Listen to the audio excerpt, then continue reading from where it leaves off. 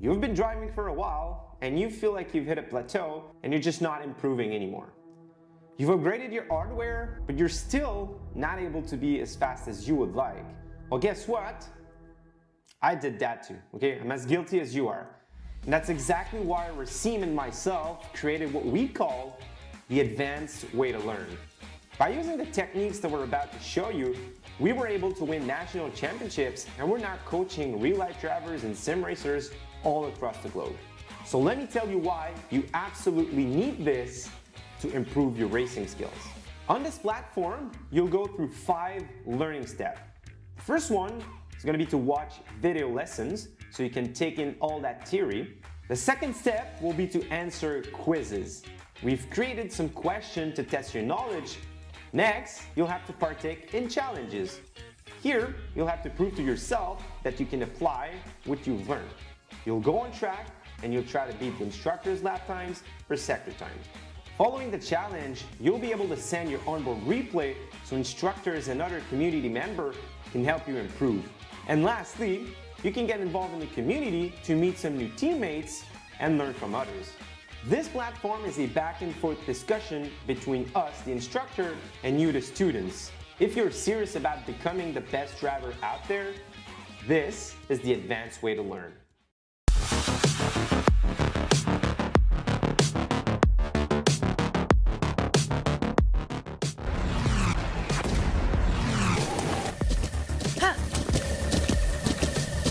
With the Butt Kicker Gamer 2, what you see and what you hear is what you feel. Butt Kicker. The future is feeling.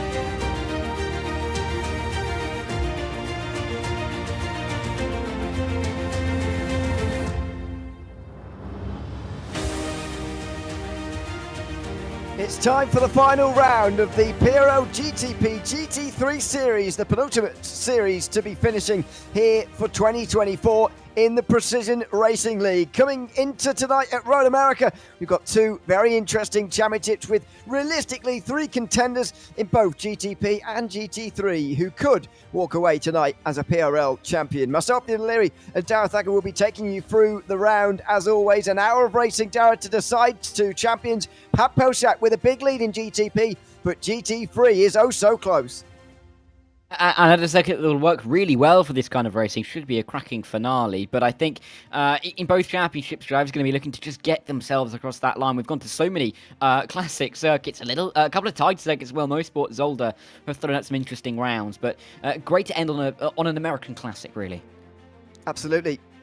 Just like we had at Sebring a couple of weeks ago, it might feel a little bit similar to that. We'll see what kind of racing we get tonight, of course. Let's have a look at these standings coming in. As I mentioned, mathematically, three can win in both championships, but if Pat Pelchak completes enough laps to be classified, he will be the champion tonight ahead of Nathan Ray because he already has 47 points. Ray versus an offer for second is going to be an interesting one. Then there's a bit of a gap back to Andrew Ellis, who will look to hang on to fourth ahead of a load of drivers. Miguel Rios, Matthew Denis and Bradley Holly and Neil Alexander will all probably have an outside chance of overtaking him.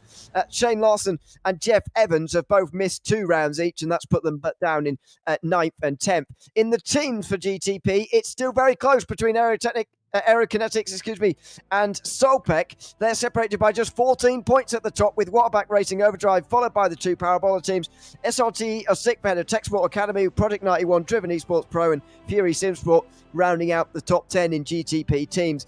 In GT3, Jim Felice is leading the championship, but it would take a miracle for him to hold on to that because he's not here tonight. Ken Copeland and Michael Brooks, tied on points, I believe, are both here and will be fighting it out for the title here tonight. So we very much look forward to that. It will be Matthew Maturo trying to hang on to 4th place ahead of Evan Henneman and Joey Costello. Eduardo Aguiar's not that far behind. Brett Gardner is in 8th ahead of Bowie Surin and Kyle Robertson, rounding out the top 10. In the GT3 teams, SRTE have taken this by pretty much. I should preface that because, of course, they do need to get classified. But if they do, they will be champions. 85 points ahead of, or 65, I should say. Nice maths. Ahead of the wrong stuff in second. Tech Sport Academy are third ahead of Drivetrain and Motorsport Green. Waterback Racing rounding out top 5. It's very close down here. Rogue Racing and Drivetrain and Motorsport Black are tied, as are Solpec and Tachyon Simsport. They're also tied for 8th. Championship Racing Collective round out the top 10 in the GT3 teams. For the final time this season, let's thank the sponsors who make these broadcasts possible here at RaceSpotTV, starting with Advanced Sim Racing. Owned and operated by passionate sim racers, Advanced Sim Racing designs and builds the sturdiest and most durable aluminium profile racing simulation cockpits available in the market today. All PRO members also get a 5% discount on ASR products using the Precision 5 coupon code. Racebox offers mid and high-end button boxes for sim racing enthusiasts, from the casual gamer up to the most meticulous sim racing driver. Competitively priced and carefully handcrafted, our button boxes are an enjoyable addition to any sim racing setup. Visit raceboxsimracing.com and get a 5% discount using the Precision 5 coupon code. The Bookkicker products add incredible immersion and realism to every game. Feel every nuance and truly put yourself in the driver's seat. Moradness is a performance lifestyle brand motivated by motorsport and founded by professional race car driver Daniel Morad. For more information, visit moradness.com. Mr. Hedge iRacing Photography. Capture your finest, proudest or simply worst moments from your hobby in up to 8K resolution. A great addition to any sim room. And finally, Advanced Motorsports. Get ready to learn to be fast with Advanced Motorsports. Follow them on their socials to become a better driver. As always, big thanks to them for sponsoring this series and being with us throughout the season. This is the last Thursday night, of course, until the new year. We'll be back on Tuesday night with the final round of the GT3 Fixed and Sprint Series. That will be our final broadcast in the PRL of 2024. But we'll be back very, very soon after the new year, after in 2025, on the 5th of January. That's the first Sunday night of 2025. We'll be live with the opening round of the Cup Series for Season 1 of 2025. So very much hope that we will see you then for that after our month or so away. But we've come to the end pretty much, Darragh, of a fantastic season, I think it's fair to say. It's been not typical dominance from Pat Pelchak, because actually Shane Larson and others pushed him really hard this season. But in GT3, we've got a really nice end, I think, to a great season with Ken Copeland and Michael Brooks both in this session here, and they'll both be fighting for a title here this evening. Yeah, and really in a position where whoever finishes in front of the other is likely to be able to take home that title. It is a shame that Jim Felice isn't here, but you know, that's just how it goes sometimes. He's had the first 8 rounds. He's going to drop 43 points. He wouldn't mind having them in his back pocket right now, I'm sure. But, you know, the way the system works, you cannot drop the final round. It's unfortunate, but I'm sure he'll come back stronger in 2025. But it is nice that we get that battled right towards the end of the season. Michael Brooks, Ken Copeland, they've really been going at it all season long. Ken Copeland will feel like he has a little bit of an advantage by picking up that many points in one less race. He, of course, hasn't been here for 2 races, whereas Michael Brooks was able to drop the round he didn't finish the race in. So I think if you are in the position of Ken Copeland, you're going to feel a little bit confident coming into this race, but Michael Brooks has the fastest time at the moment. You can't, you know, sit on your laurels too long.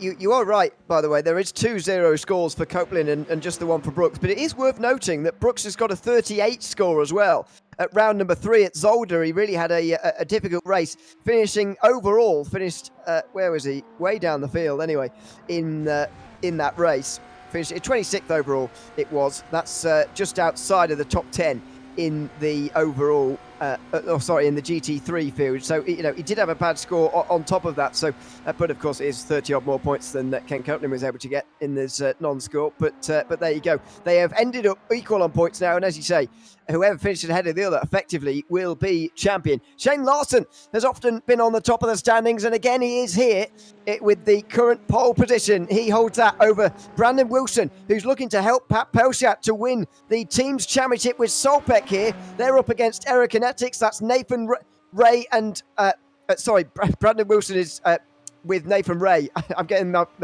crossed hairs a bit here. Pat Pelchat and Matthew Denis are on the same team. Apologies.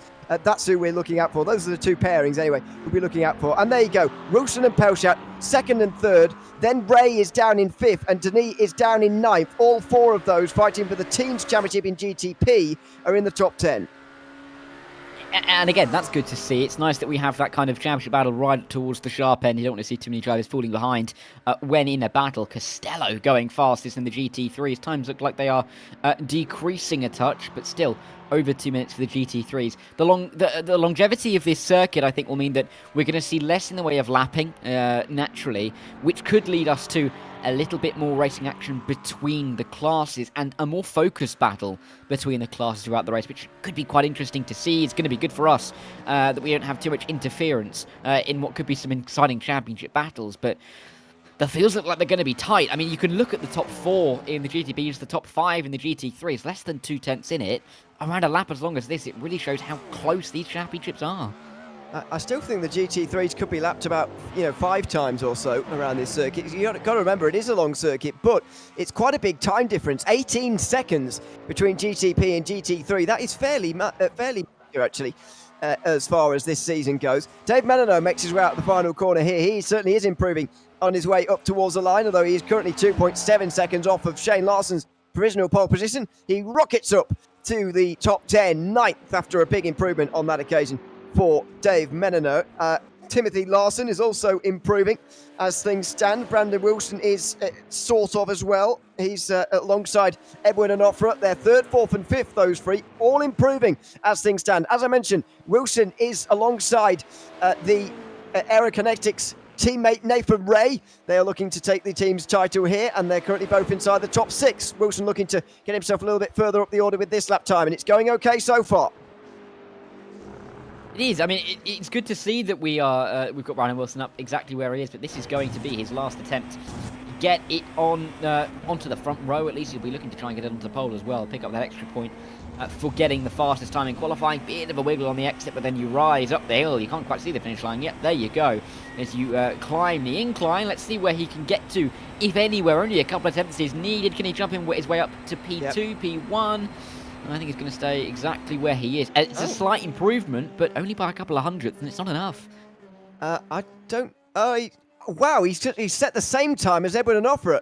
I thought he would jump up because he improved slightly, but no, he's got exactly the same time as Onofre there. So that's not particularly ideal. This is Nathan Ray as he makes his way through the final few corners at the moment. Pat Poshat's in the pit lane. He's done for the session. So is Edwin Onofre and Brandon Wilson. Shane Larson's got himself back onto the circuit again. Timothy Larson and Nathan Ray are both out there at the moment as well. As you can see, Nathan Ray coming into the final corner right now in the Acura. There's a little bit of space left on the table there. On the way into the left, and look at him sliding his way out as well. Surely that means that any gains he was going to make have been thrown away there. He needs 2 temps anyway to even move into the top 5. Can he still improve? He does, but I don't think it will be an improvement enough to increase his place. No, indeed it isn't. It's 6th place. It makes you wonder what he might have been if he didn't slide so much through the final corner. Yeah, it's just going to be one of those questions that's going to hang over his head throughout the rest of the session. Timothy Larson jumping up to P3 right at the end. 5 seconds on the clock. Mark Kalin isn't going to make the line. And the number 12 car, who was in real championship contention up until the last couple of weeks, of course, last week, when Mark Kalin, I'm thinking of Ken Copeland. I'm getting my marks, my Ken's confused. But he had a good season, Ken Copeland and Mark Kalin. We'll see what they can do in the final race. This is the grid for the final race, an hour ahead of us after warm-up session in a few moments' time. Shane Larson takes pole position here in the GTP GT3 series for the final session of the year. That's his 2nd pole of the season. Pat Poshat alongside him with Timothy Larson just directly behind the other Larson. Then it's Edwin Onofre in 4th place. The first of the Aerokinetics cars is in 5th. The second of them is in 6th. They're sharing row 3, Brandon Wilson and Nathan Ray. 7th is Bradley Holly. He moves 1 behind the all-time starters list, by the way. 503rd start tonight. 1 behind Charles Sumner, who's on top. It's Dave Menino, who's in 8th ahead of Nicholas Schwartz, then Devon Young. Andrew Ellis is 11th ahead of Matthew Denis, who needs to gain some places for Solpec if they are going to overhaul Aerokinetics in the team's championship. In 12th place is where he starts. At 13th, and a few more still to come here in GTP. Jeff Evans for Waterback is in 13th ahead of Neil Alexander. There's quite a big gap there. Miguel Rios and Drew Diose didn't really get a time representative in. Ryan Reeves didn't get a time in at all. Hopefully he does start the race at least. A few more GT3s to run through, but Tony Costello takes a little bit of a surprise pole, I must admit. Neither of the championship contenders taking that point. And Costello's first pole of the season comes at exactly the right time. Ken Copeland and Michael Brooks already separated by 11 thousandths in that session. What a battle it's going to be for the championship. Brett Gardner was only 35 thousandths off pole, but he's 4th ahead of Joey Costello, the other SRTE driver, and then Eduardo Aguiar, who is in 6th. Peter Moller starts from 7th place ahead of Jake Cummings, with Miles Brown directly ahead of his Drivetrain Motorsport teammate Kyle Robertson. Then 9th and 11th, Matthew Maturo and Mark Kalin start on the outside line, the other side of the grid. Evan Henneman is 13th ahead of Adam Ostrich, with Sean Stecker and Bowie Surin on row 8. It's Doug Evans and TJ Yankee, who's celebrating his birthday today by racing in the PRL, and why not? He starts from 18th place. Sean Murphy starts from 19th, although he did at least get a time on the board, which is good. Let's go on board with the pole sitter for this race. Shane Larson taking another pole position and capping off the season, he'll hope, in the best possible way with this pole lap. And we get to see now just what it's like to take a GTP around this classic American racetrack. And right from the view of the driver as well, not just any old onboard, but right in the driver's seat. Great little run through the opening sector. Then you come under the bridge before running down in towards this tricky braking zone. It's difficult to get right and going to be very important in the race. One of the best places to make an overtake. A little bit downhill on the approach as well, which could be easy to misjudge. And if you go a little bit too far wide, you're going to find yourself in the gravel, which can be very easy to do. Run it up the hill again in this little bit of a roller coaster of a circuit. Keep the car tight to these corners. Of course, no real recognised hairpin at this circuit, so a lot of these corners, medium, high-speed corners, all about getting the line right, keeping the momentum running through, and Shane Larson doing a very good job to do so. A little bit of a slide, but into the carousel. This is exactly the kind of corner I was talking about. Yes, this is the kind of corner that a GTP was really enjoying. A GT3, certainly would not. That is that much is true. Into the kink. Again, much less of a problem for these high downforce cars through turn 11. Then in towards Canada corner now. One of the better overtaking opportunities on the circuit, especially when you've got traffic, is that a GT3 in front of you through the kink. Watch out from behind, because there could be some prototypes coming through to try and overtake you into Canada corner. Then through Bill Mitchell Bend. That's the 13th and penultimate corner on this circuit. Before the final one, a very important one indeed for your run onto the front straight, and expertly done by Shane Larson there, I've got to say. on its way up towards the line. For whatever reason, he's taking a very strange line on the way up the hill there, sort of going down the right-hand side. Did it on the way to the line to start his lap, and he did it on the way up towards the line at the end of it as well. Not sure what's going on there. Now let's see the difference. This is GT3 at a slower speed, less downforce. Some of these corners, as we were commenting before, are not as enjoyable in this kind of car. A little bit more difficult to handle, isn't it, throughout these corners. The GT3, even though it's a pretty fast machine, of course, it's right at the top end of GT racing, but compared to the GTPs, it's going to feel that little bit more clunky as they work their way, as Tony Costello works his way back down the moraine sweep towards turn 5. But you can really see the difference into corners like this between the two cars. It was almost a flick through, a bit of an ease of the car through turn 5 in the GTPs. A lot more steering, a lot more commitment has to be given in these GT3s, and you can see how far out wide that they run. Try and carry as much momentum as possible, really have to wrestle the car through, and you continue to do that all the way back down the hill through 6, through 7, through 8, and then down in towards turn number 9 and 10, which is of course the carousel. Through turn 8 again, it was almost a flick in the GTPs, but in these GT3s it's a lot more difficult to handle the car. Through the carousel we go with Tony Costello. I've got a slight surprise poster, and there you go. iRacing has kicked us out. Sort yourselves out, iRacing. It's fine. We're just getting ready for the race. They don't want us to miss the race, Darren. That's why. They're just making sure that we're on top of the timekeeping here. So we'll leave the last part of Tony Costello's lap to mystery. But a slight surprise on pole, I must admit, with no disrespect, of course, to Tony Costello. He's currently down in 13th in the standings. No pole position so far this season, but he's got one now, and there you go. He might be able to move up into the top 10, depending on how his race goes. You were mentioning this a little bit earlier on. I want to touch on the GT3 Championship just one more time before we go green here. Just a reminder, Ken Copeland and Michael Brooks start the day level on points. It's pretty much, in fact, we've got a while because we've got the full formation lap to come. You mentioned earlier the fact that Ken Copeland has got 2 zeros to his name. Well, yes, that could give him momentum on the one hand, but I just wonder whether Michael Brooks has got the momentum behind his back at the moment, because he's gone from a pretty turbulent middle part of the season where he went from winning the opening round at Mosport to not getting another podium again until Sebring 2 weeks ago. But now he's got 2 on the bounce all of a sudden. He's got himself tied with Copeland. They'll both overtake Feliz at the end of the day, of course, and as long as they score points and get themselves into a battle for the championship lead. I just wonder whether it's actually Brooks who's going to have the momentum coming into this race. He's coming into the form right at the correct time.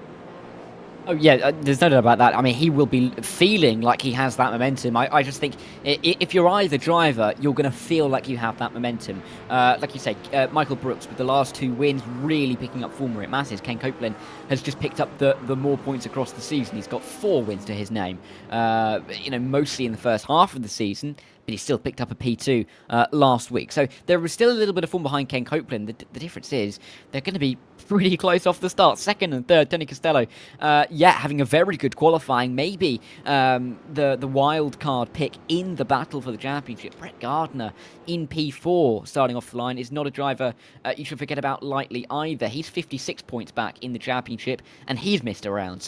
He's missed 2 rounds. So he's only had 7 rounds counted, or 6 rounds counted out of the 8 rather than 7 for the likes of Michael Brooks. So, there's lots of drivers near the front who aren't necessarily in the title battle, but due to missing a couple of races, are rightly at the front, are rightly able to get involved. It just might get in between Michael Brooks and Ken Copeland a little bit and could shake up the order a touch.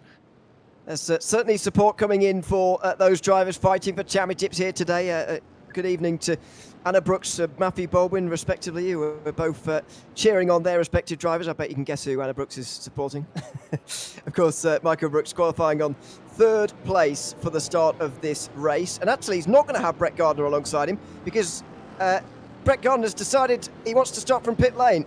Whether that's by design or not, I have no idea, but Gardner is going to be starting from pit lane. And of course, Matthew Baldwin supporting Nathan Ray, who is looking to help the Aerokinetics team to a team's title here today, and indeed hold on to his 2nd place in the GTP Drivers' Championship. We'll see if he can manage that. I mean, Aerokinetics are certainly in the driver's seat as far as that is concerned. They're 14 points ahead to start with, and I would say they've qualified slightly better. Even though Pelchat is on 2nd place, Wilson and Ray on row 3 sharing that row is a good start for them.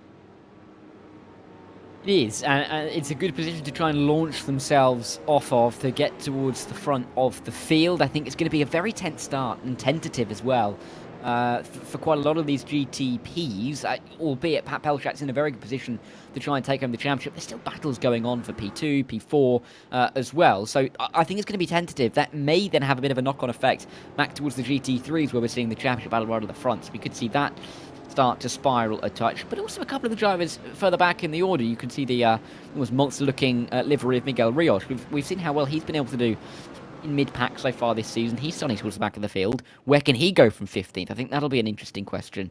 But yeah, great to see so many of the drivers turn out for the final race of the season when it really matters. It really increases the excitement. Yeah, certainly.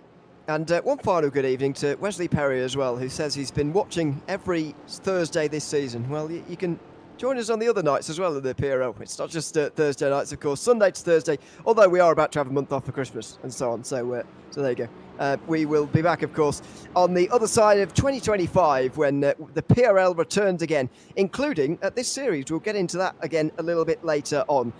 Through the final corner we go on the formation lap.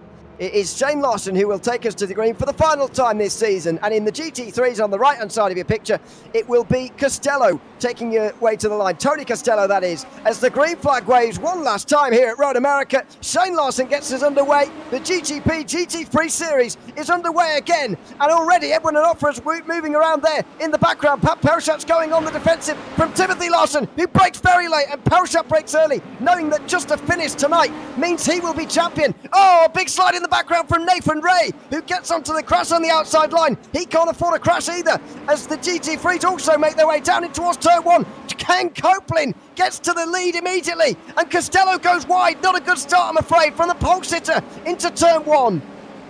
Michael Brooks knows he has to find a way through. He's seeing his championship rival getting a little bit further away with every passing second. Spin as they go off the circuit. That is tumbling down the order. A couple of drivers, including Jake Cummings, who's off the circuit in the background. Not a good start for him at all. But an incredible launch it was from Ken Copeland. He was ahead pretty much as they rose over the top of the crest. Incredible start, and exactly what he needed to do. He just needs to think about checking out in front. Jake Cummings came into contact with Eduardo Eguiar, by the way, at the back of the field. Brett Gardner has got underway, but he started from the pit lane a bit further down in GT3, so he will be joined from the back. We've also hearing that Andrew Ellis has been off the road. We'll have some first lap replays when things have calmed down in a few moments' time. But at the front of the race, Shane Larson leads by 8 tenths ahead of Timothy Larson, then Pat Pelchat, Edwin Onofre and Brandon Wilson, your top 5, pretty much unchanged, apart from Timothy Larson, who has passed Pat Pelchat, easy for me to say, and already the champion in waiting is under a lot of pressure from Edwin Onofre as well. Look at that for third place at the moment. The red Cadillac all over the back of our champion, on the way up the straight now at the end of lap 1. Yeah, and a very good start overall. There's a flashing of the lights, actually, from Shane Larson. I don't know if he's just happy to lead a lap or something. Maybe he's saying hi to Barney. But either way, he's flashing the lights towards turn 1, but he's comfortably in the lead for the time being. Canada corner, though, for the first time, we're seeing the GT3s fly their way through. And Peter Moller having to do a little bit of defensive work as they work their way in towards the final turn. But a really critical start it was to see from Ken Copeland getting ahead. Michael Brooks has work to do. Bradley Holly is dueling it out, though, in what will be nearly the race that gets him to the most race starts in the history of the PRL. Good move to get himself into P7. Great cutback to get up to P7 again. Here comes Nicholas Schwartz on the inside as well. Dave Menino so focused on the entry to turn 3, but I'm afraid he forgot about the exit. He's on the defensive in towards turn 5, and Schwartz just has to tuck in behind. In 10th place, just in behind them, by the way, Devon Young has joined in. Mathieu Denis as well is in 11th place. And if Solpec are going to win this team's championship, they need to get Mathieu Denis up from 11th for sure. And Denis has to try and pick his way through somehow. Going to be tricky, though, in these early stages when you've got quite a condensed field and there's not necessarily too many places to make a move when the trains are forming. But if drivers become a little bit more isolated, he can maybe try a little bit easier to make those moves. He might just not be able to wait that long. Brooks to the inside, not going to go for it. I saw Bradley Holly tumbling down the order, well, a couple of spots. He's gone from P7 to P10, so not the best of middle sectors for Bradley Holly. Michael Brooks looking for this move. He needs to get this one done pretty soon. Otherwise, Ken Copeland's going to feel like a very hard target to reach. Exactly. The championship's on the line right now. I know it feels like it's a long way to go with 56 minutes and a half still to go in this race, but Ken Copeland is already a second and a half ahead, Michael Brooks, and it's clear that Tony Costello can't stay with the Mercedes here early on.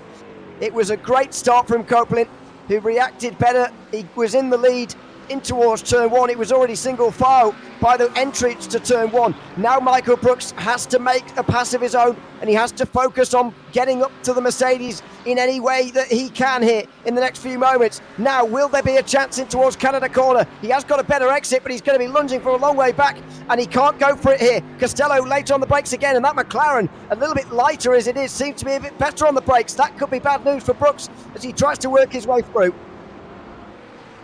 Yeah, let's see how they can work their way up, through to the final corner. Can Costello get a good enough exit to defend? I think there was some fighting with Peter Moller going on that we just about caught there. This is the battle with Bradley Holly and Matthew Denis. Of course, Holly having some kind of little incident on the last lap, dropping him back a couple of spots.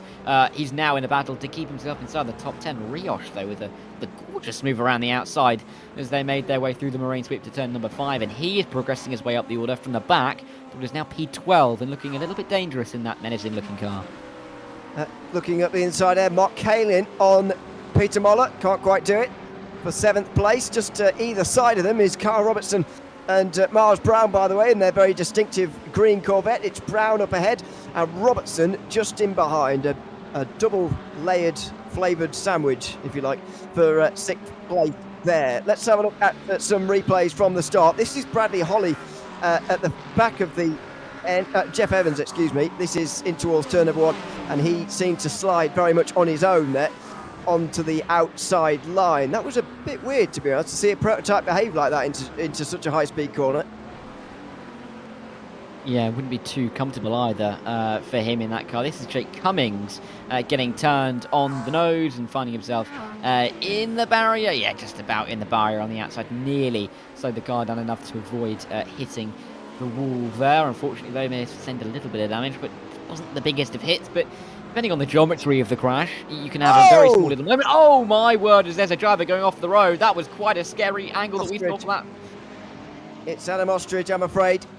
The Solpec Porsche. Nicholas Schwartz is also off in towards turn 1, by the way, here. Seems to have spun on the outside in a very similar way to what we saw from Evans earlier. But he drops down now to 16th place as the prototypes make their way in towards turn 5 in this battle for 3rd place. Pat Pochat is the cork in the bottle, and there's not been many times we've said that this season. No, and I think he knows that he just has to get towards the end of this race. He's not going to be pushing himself too hard, but the risk of doing that is allowing other drivers to get closer to you. This is Adam Ostrich having his spin. I mean, there's cars going side by side in front. I don't think that's made any difference. And it's not the sharpest of spins into the wall, but didn't look great from the angle we had. This, though, a crucial move for Michael Brooks. He needs to get to the inside. This is going to run towards turn number 1 with Tony Costello.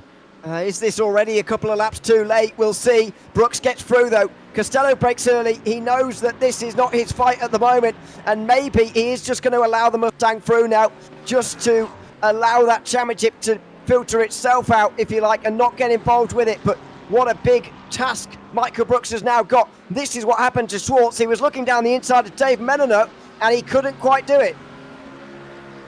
Yeah, got it all wrong, didn't he? In towards turn number 1, was sort of too far on the inside line, rear end start stepping out. Yeah, everything that could have gone wrong did go wrong for Schwartz there, and he's not going to be a terribly happy driver, but he's got some time to try and recuperate some of those positions as we look back to Mark Kalin making a move to the inside at turn number 6 in the Waterback racing car, making a very smart line towards the inside and getting it done. His target is not Peter Moller anymore, it'll be the P6 man Miles Brown. Kalin is driving very well so far today. He is 16th as things stand. He hasn't finished in the top 10 all season. Wonder whether today could be the day for Mark Kalin. He's currently can lose a few places and still remain there. Fantastic start for Mark Kalin. One of those serial PRL drivers, by the way. 439th start for him tonight. Just a few behind Bradley Holly, who, as I mentioned, is now just 1 start behind tying the all-time record. This was last lap, a spin for Carl Robertson into the wall at the kink, and that's, as I mentioned earlier, one of those corners that the GT3s are nowhere near as planted as the GTPs through there. You're really running on almost adrenaline through that corner. Can't necessarily trust the car fully, and you're just trying to push as much throttle into the car as you can, as you dare, really. Otherwise, the rear end's going to step around, and you're going to find yourself in a wall one way or another. And that's what we saw. This is the onboard running through, maybe taking a little bit too much grass on the inside as well, not helping his case. But almost coming away from that miraculously. Could have been a much, much worse incident. Yeah, I think it was the grass that really tilted that one away from his favour. As we make our way now through the final few corners, the GT3s are only just making their way over the line now, so Shane Larson is going to be in traffic before we know it here. Timothy Larson is not too far behind. Pat Pelchak 1.3 further behind, with Edwin Onofre behind him, then Brandon Wilson and Nathan Ray. There's the track map. We are going to see the most hectic run-through traffic of the race in, by the end of this lap. Yeah, this is going to be, this is where it's going to be getting a little bit interesting down in towards the middle sector. Shane Larson is almost going to be walking into fire. I mean, everyone else behind him can kind of judge how to work their way through by the driver in front. Shane Larson, almost as you would say when rain starts to fall, the driver in the lead is discovering the track first. It's discovering the traffic first. A couple of easy moves down in towards turn number 5, but that won't really be where he's worried about meeting some of the traffic. It's into this nitty-gritty part of the lap between turn 6 and through the kink. Let's see how well he can negotiate this traffic. Could be crucial for his race to get through as efficiently as possible. Timothy Fries Larson isn't going to give him too much if he starts to struggle. Nicely done at 7. Pat Pelchat's also got a lot of pressure to get this right as well, because he's got Edwin Onofre right behind him, and Brandon Wilson and Nathan Ray as well. They are looking pretty feisty in 5th and 6th position as things stand. Here they go through the carousel now. Round the outside, this is of Bowie Suin. Couldn't get the name out. Then into the kink, where they're a lot faster than the GT3s, and if you get caught up by one, you can really be slowed down, but Pelchak just about timed that right. And so Onofre is not going to give him too much threat in towards Canada corner. I wouldn't imagine Ray's going to go for anything on Brandon Wilson either, because they are teammates, as I mentioned earlier on. Through Canada corner they go. That's Jake Cummings in the red Corvette, who's recovering from his spin on the opening lap of the race. Timothy Larson has lost a lot of time in this cycle. Shane Larson's got it really well here. And here goes Brandon Wilson. Edwin Onofre wanted to wait for the straight, but Brandon Wilson wasn't willing to wait. And here he goes. Oh, he could be 3 wide down the straight. It's not very wide here at Road America. And here go the teammates. They're going to bump draft each other in prototypes. This is quite remarkable. Wilson and Ray bumping each other into turn 1. Ray just lifts off on the way into the corner. Onofre's on the outside line of Ray. And here they go. The two battling for second in the GTP Drivers' Championship in towards turn 3. Nathan Ray still on the inside line. Can he just keep Onofre behind the Corvette? No, he gives him the room. But he's going to get the exit, and he gets up into the top 5.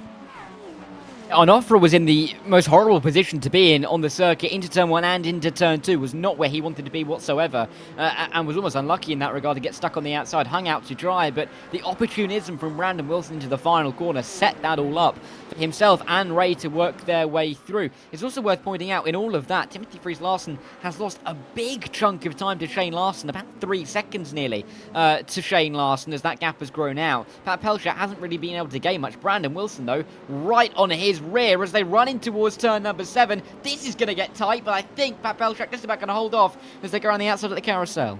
Yeah, they were never going to get... Oh, whoa, that's close. That was a huge slide for Miles Brown, and he nearly went straight into the side of Will there and Ray. That would have been disastrous for the championship for Aerokinetics. Here they go, though. They might well help each other again here, as Pat Pelchat's going to be on the defensive towards Canada corner. He owns the right-hand side of the road at the moment. Here he goes. Brandon Wilson, very tight. Brakes late. Oh, it's spectacular. Round the outside through Canada corner, and Brandon Wilson's on the podium. Well, I mean, Brandon Wilson's going to be delighted. Pat Pelchat's just going to be giving him a little clap in the car. He doesn't really mind where he finishes as long as he finishes. I don't think he's going to want to get himself too caught up in these really intense battles, because they risk him losing the car, losing the rear end, sending himself into a position that is more likely to cause some kind of damage or collision for him. So staying pretty safe is got to be priority number 1. Will he fight this one hard? He is, to the inside line of Brandon Wilson. He's not giving this one up for the podium. Oh, it gets edgy on the inside, though, at turn number 1. He survives, and here comes Nathan Ray. And Ray's going to be slowed up. Here comes Edwin Onofre as well. Oh, that was close between those two. They are just separated, by the way, by 3 points coming into tonight's race of Ray and Onofre. As further behind, there's someone going to go off there. Dear, oh dear. Neil Alexander gets it all wrong in towards turn one. That looked like it was going wrong from a long way out, I've got to say. Pelchat, meanwhile, back on the defensive from Nathan Ray, who just won't go away as things stand. This is the top three in the championship, 4th, 5th and 6th as they run. Pelchat looking vulnerable here, and we don't often see this. Not at all. Maybe it's just that Pat Pelchat knows that he's driving to really survive throughout this race. Maybe it's that he just has a little bit less pace than we're used to seeing him. Either way, the amount of pressure he's under is almost, the combination of the pressure we've seen him have so far this season. It's been a relatively easy time for him. Generally speaking, he's leading the championship by a fair margin, but this really is testing him to try and get this title. He's going to have to really earn it, but for the time being, showing some great resilience to keep the likes of Ray and Onofre behind. But Wilson is trotting up the road and delighted with himself, I'm sure, in doing so. He is over a second ahead now of Pat Pelchat, and if Ray can get ahead, that would be fantastic for the teams as well, although as things stand, they would certainly be extending their team's margin. With Aerokinetics, it's already 14 at the start of the day, and they have been able to extend it in a couple of the last 4 weeks. Relatively close between the two, as we have a look at another one of the Corvettes going for a spin. That's TJ Yankee on his birthday, not necessarily enjoying great success. I don't know how old he is, by the way, but anyway, happy birthday to him. And unfortunately, he's celebrating down in last place in the field. Hopefully that picks up in the next 45 minutes. TJ was the Pittsburgh Penguins fan, wasn't he? If I remember correctly, with and his and the slightly strange helmet wearer. I can't remember what it was from now, but yep, there he is. There we go. Yeah, definitely. Pittsburgh Penguins. He's an ice hockey fan. I hope he's not a football fan, frankly. But he will be not pleased about how he's started this race. But you never know. Birthday treat may come from a couple of drivers throughout the race. They might not know. But we at least wish him a happy birthday. He did tell everyone. And he did ask them if they could give him a lap head start as well. That didn't go. That didn't happen. But there you go. Isn't it? All in jest, of course. On board we go with Eduardo Aguilar. He's doing a big job of recovering here, by the way. He's back in the top 10 again, behind Peter Moller, as Bradley Holly's gone for a spin. He's now down to 10th after this, down at turn 8. That looks rather similar, actually, to what Adam Ostrich did in the GT3 class a few laps ago. Yeah, Bradley Holly was having such a good race. It's kind of unravelled in the last 5-7 minutes. Down at turn 8, difficult. Lucky not to get collected on the exit. Nearly did. But I think it was Miguel Rios keeping himself out of the way. And indeed it was, as Holly back down to 10th. But he's comfortably ahead of Andrew Ellis. So a little bit of time to contemplate how to deal with the next 20 odd minutes of this race. Or likely around 20 minutes before we get to the pit stop phase, which will be required to see every driver come down pit road. We've seen that shake up the order, not just in this series, but in the LMP3 GT4 Challenge on a Monday night. See if some drivers in some championship battles can use that pit road to their advantage. 2.5 seconds in the championship battle between Ken Copeland and Michael Brooks, and at the moment it's going the wrong way for Michael Brooks. He hasn't had the run through traffic that maybe he was hoping for. Let's see on lap number 8 whether he's got any gain like he did on lap 7. It looks like he has, so it's going back the right direction again. It's under 3 seconds. However, that's a big margin, and Ken Copeland now knows exactly what he needs to do to hold on to this race win, and as a result, hold on to the championship win as well. It wouldn't matter if Brooks had the point for fastest lap or not, and right now he doesn't, but even if he did, it wouldn't matter. Ken Copeland would still be the champion as things stand, as Nicholas Schwartz gets onto the outside of Drew Duesse. This is very close indeed. And he's done it. Schwartz through and back into the top 15 again. Yeah, recovering his positions, of course, after losing them down at turn 1. And there's a couple of the other drivers in front of him making mistakes. I think he'll be confident in gaining another couple of spots in the pretty near future. This battle in the GT3s has been raging on all race long, and it just keeps tightening with every passing lap. Brett Gardner being involved as well after starting in the pit lane. Can he try and pick his way through the order as Aguiar looks for a move on Moller? A bit of an up and under maybe for Brett Gardner, but not enough to make any kind of move as they run their way into what is a very tricky turn 6, rising over the crest, and almost a 90 left. Feels so clunky in these cars, and so difficult to send it down the inside. If you've not really got any kind of overlap, there's no way you're going to be able to go for it down into that left-hander. Yeah, it is worth reiterating that Brett Gardner started down in the pit lane, and he's already made his way into 11th and knocking on the door of a top 10. That's 8 places gained so far. Still with more than 2/3 of the race to go. Good run out of the carousel here, and he's going to be applying the pressure to Eduardo Aguiar here in a few minutes' time. Look at the run he's got. Oh, it's so much better through the kick. My goodness, it's like in a different class completely. He's going to come through here on the outside line and surely get into 10th here, and he does. That was Gardner, so much quicker at the high speed there. That was remarkable. Yeah, very nicely done as well from Brad. He'll be trying to now use this to his advantage. Maybe not exactly the move he was anticipating to make, but he made it all the same. And looking down the inside, maybe into the final corner as well. Not going to be able to get it there. Still not going to really compromise his exit, though. So let's see as they run up towards the crest of the hill. Peter Moller is going to have to be looking in his wing mirrors because Brett Gardner is climbing his way through the field at a pretty fast rate of knots. Inside, outside, I think he's going to be a little bit too far back into the opening turn. And it is such a long run towards the opening corner that the slightest bit of slipstream just can gain you enough time to tempt you into a move to the inside somewhere. Looks like Trudeau has had an incident somewhere around the circuit, spun in his own, we're hearing, down to 15th place, and is losing time pretty rapidly down at the back. Side by side again between Porsche and Mustang as Brett Gardner tries to work his way past Peter Moller for good now, and he does. In towards turn 5, Moller's going nowhere on the straight. The Porsche is not a good car in a straight line, I'm afraid, and he's paying the price there, Peter Moller.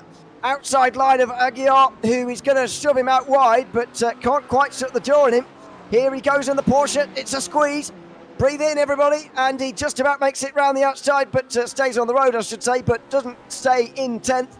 Eduardo Aguiar moves up into the top 10 again. Now Carl Robertson's onto the back of them as well. Yeah, that Porsche of Moller is being mullered down the straights, realistically, isn't it? With the straight line speed disadvantage that he clearly has. Carl Robertson, he's had his problems. We've seen his spin down through the kink, but already he's on the back of this train. And Peter Moller, I think, will either be a little bit surprised to see him already on the rear end and a little bit disheartened by the loss of time and positions. Moller, of course, running towards the top 6-7 not too long ago, but now that baton's been passed over to our Brett Gardner, who's looking to get through an Evan Henneman up towards Canada Corner, just trying to find the right line. Difficult with so many little twists and turns down what realistically is a straight. Not going to find a move down into Canada Corner this time, but he is almost hounding his way towards the final corner. This move could be done pretty quickly. Let's see as they make their way into the final corner now. Robertson is certainly closest to Moller out of the battles in this group, although Gardner's pretty close as well to the McLaren at the head of the group. Of course, being driven by Evan Henneman, just about 4 seconds off of Mark Kalin, who holds 7th place for the moment. Here goes Brett Gardner on the inside line. This could be pretty slam dunk, and it is. 7th place now for him. Oh, not quite for Robertson. He didn't quite have the speed, but down in towards turn 5, he might have a chance here. Yeah, is he going to go for it? No, I don't know if he's going to be able to really go. Well, not at turn 3 anyway, as they work their way through the right-hander. Turn 5 is another kettle of fish as they have a nice long run to try and make the move. Immediately back up to the front, though. This is Pat Pelchat looking for the move on Brandon Wilson. Inside at turn 1 for the championship leader. Can he get this one done this time around? Yes, he can.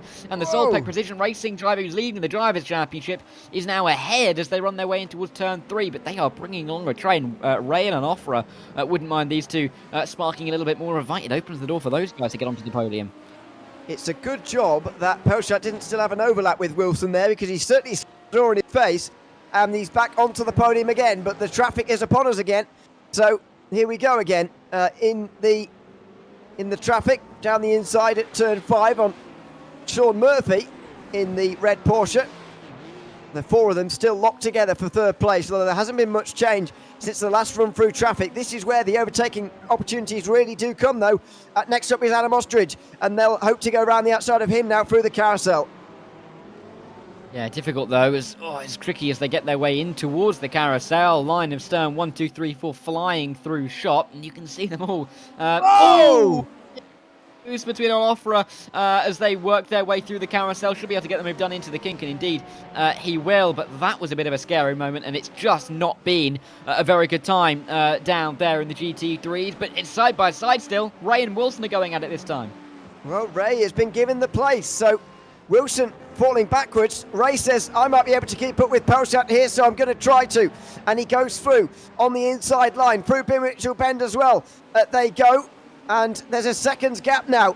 Pelchat with a chance to maybe get away here. 36 minutes still to go. We're a bit early for pit stops just yet. Otherwise, they probably would have pitted just beforehand on the previous lap and avoided going through all this traffic again. But Pelchat now with a chance to get away. And Ray and Wilson working together to try and catch him. It's changing the face of this battle lap after lap, and now Nathan Raig's in a great position to try and go after the podium. Wilson, just 2 minutes ago, sitting very pretty in a podium spot. This was Onofre's view from through the traffic as they worked their way into the carousel. 1, 2, 3 getting through easily. This was his view as the GT3 washes out wide a little bit more. That line closing off and getting very close to contact. Oh, and even closer on the exit, but Onofre got his way through eventually. As there's a move to the inside right in front of these guys. This is getting crazy, this race. We're not even halfway through. That is Moller and Robertson going side by side as well. Briefly in front of Pelchat, but it's all that it needed for Ray and Wilson to catch back up again. There they are. Peter Moller still holds 11th. Now down the inside of Henneman and Aguiar, who've sorted themselves out. Oh! Dive down the inside at turn 8. Pelchat will get it. And now they've got to be careful through the carousel. Edwin Onofre is completely disengaged with these guys now because of the traffic. It's down to the 3 of them. And Pat Pelchat's got a lot more pressure than he previously did. Will he get down the inside of Gardner here? He certainly will. And now we'll get a bit of a margin over Nathan Ray.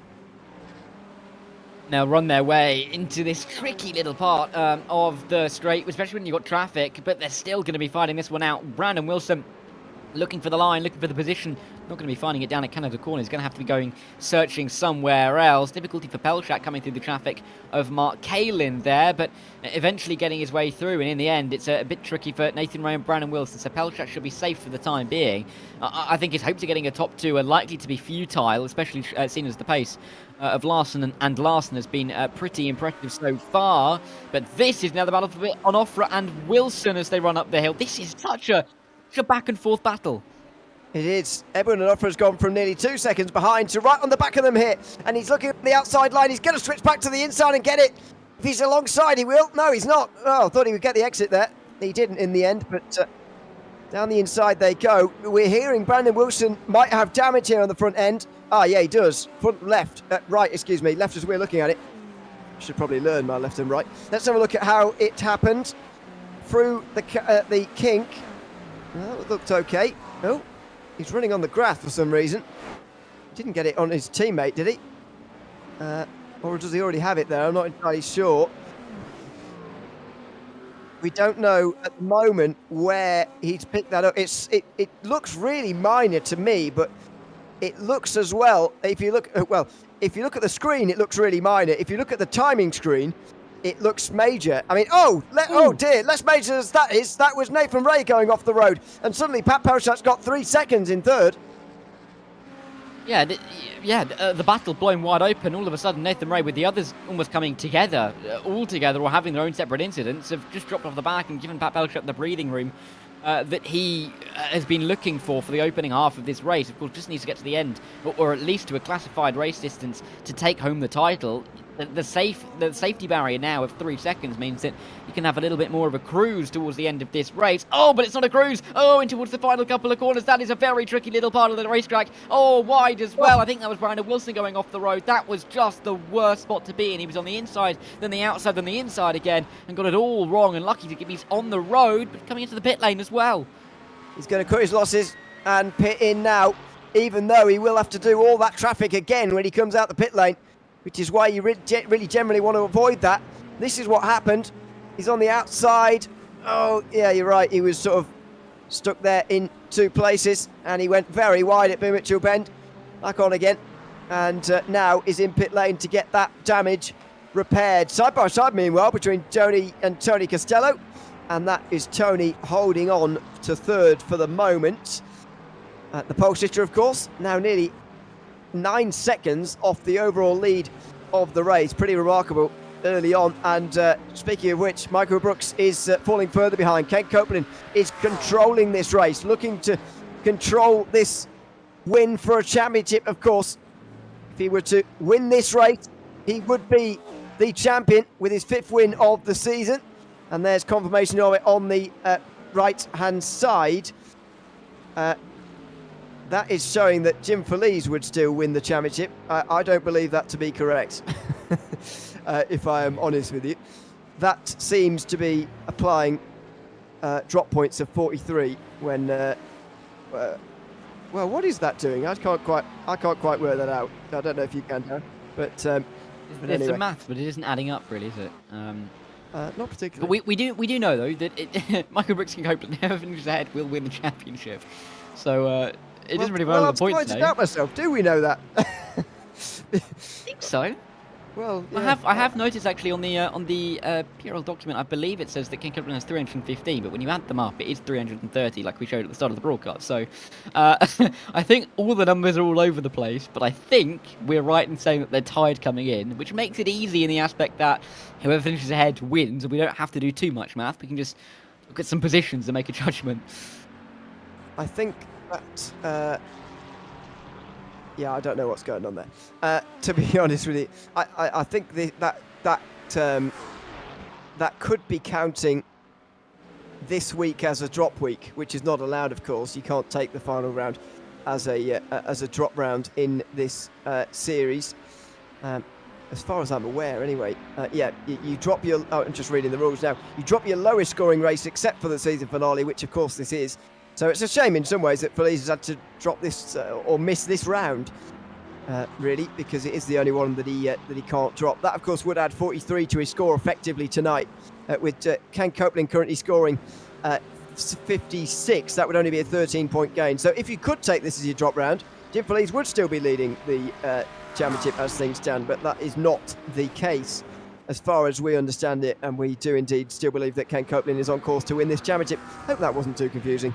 Definitely was. We're still watching the battle for 3rd, though, between Tony Costello and Joey Costello. It's the only battle inside the top 5 for the moment as the gaps get bigger, although Copeland has lost a second somewhere as we've been talking about them. Yeah, maybe in a little bit of traffic, maybe a bit of a mistake. We'll have to try and keep an eye on him as he runs his way through the carousel, but for the time being, it's a little bit lonely at the front, but let's see if he can keep his way and keep his pace up as they run their way through. Shane Larson has come into the pit lane. That is, of course, following Timothy Fries Larson, who has already come into the box. So this really is crunch time in the GTPs. And Papal Chad, he may not be winning the race in a net position, but hey, he wouldn't mind leading a lap or two. No points for it, of course, in this series, but nevertheless, this is what happened to Ken Copeland. A GTP down his inside, and I think he saw his life flash before his eyes as it looked threatening to spin back across the road in front of him, and he decided that that second loss there was better than a damaged car, and well, he's right in that sense, I would imagine. In towards the Canada corner for Evan Henneman here, by the way. Just monitoring Shane Larson. Where's he going to come out in relation to Timothy Larson? Now, it was a long stop, I'm afraid, for Timothy Larson. Compared to the rest, it's the longest stop, actually, of anyone so far for him. And a pretty long time in the lane as well compared to everybody else. I wouldn't expect him to be anywhere close to Shane Larson, and indeed he is not. Also, Brandon Wilson's stop wasn't actually a pit stop, it was a drive-through penalty from what I'm seeing at the moment.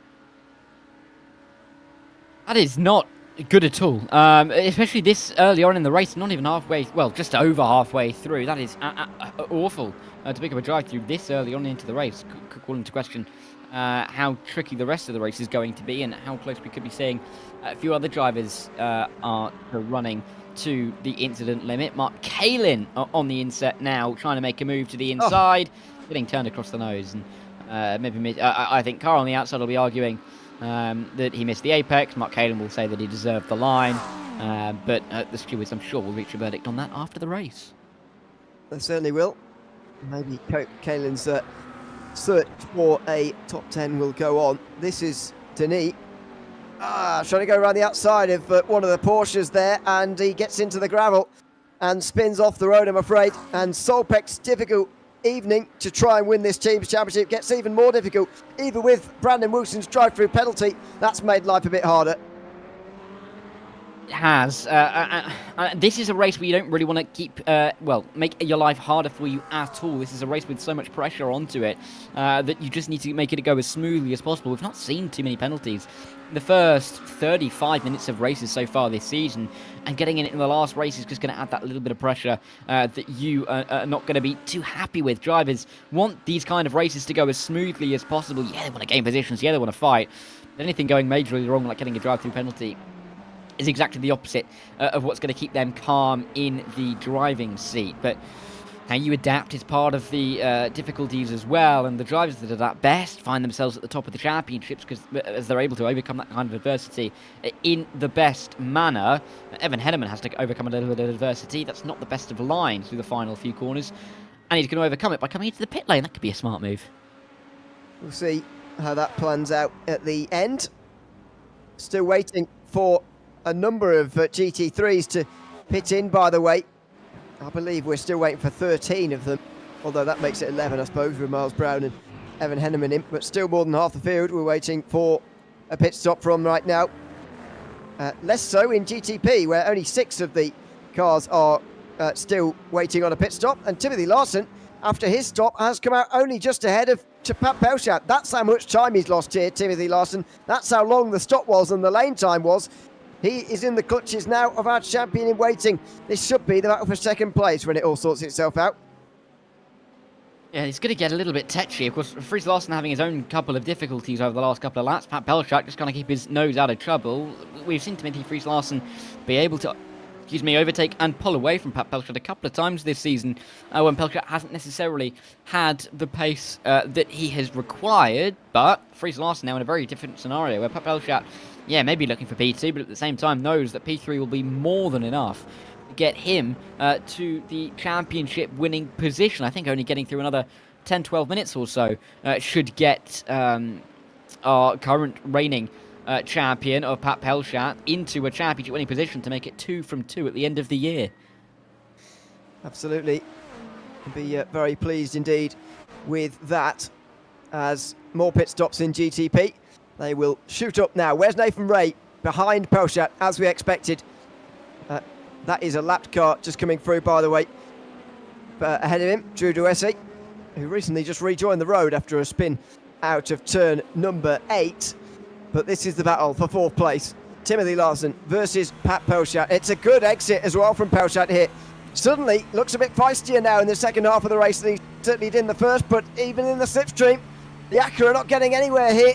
The Porsche strong in a straight line on the way down the hill there, and Pat Pelchat sticks behind. And as we've been talking about again and again, that's to be expected, really. Meanwhile, pit stops in GT3, the final stops of the season for Ken Copeland and Michael Brooks as they try to both win a title. Copeland was in first, of course. He should be out first as well, as long as he hasn't sped, and he certainly hasn't. 20.7 in the box for him. 3 tenths longer for Michael Brooks, who's got about 3 seconds to gain in the last 25 minutes.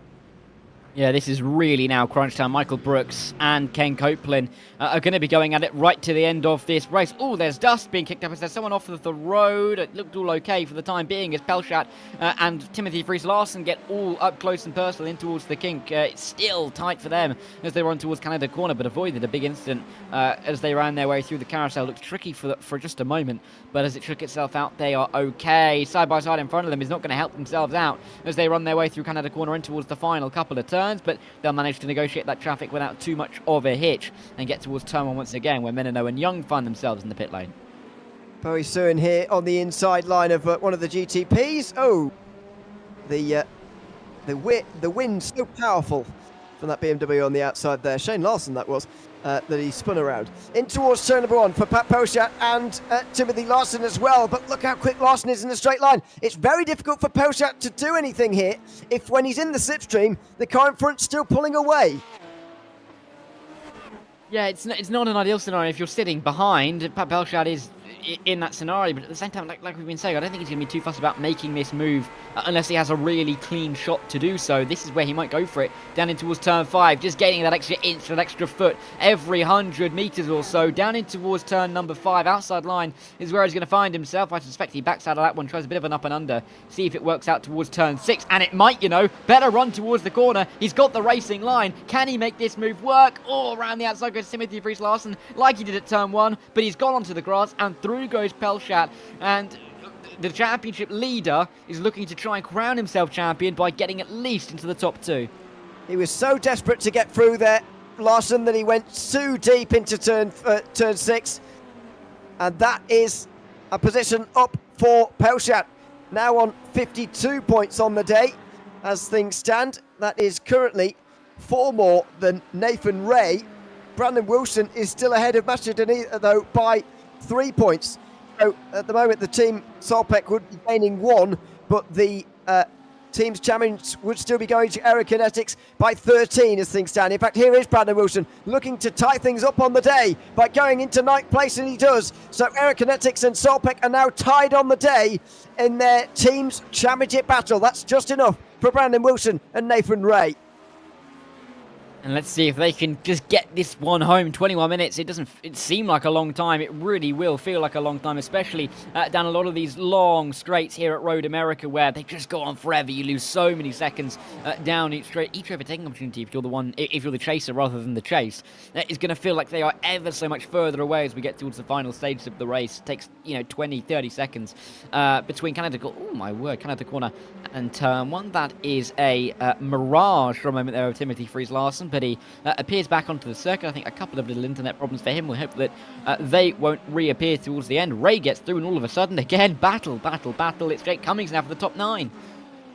Here he goes. He's losing a bit of speed on the outside line. Looks like Robertson's got better straight line speed, but later on the break for Cummings. He's off the road now.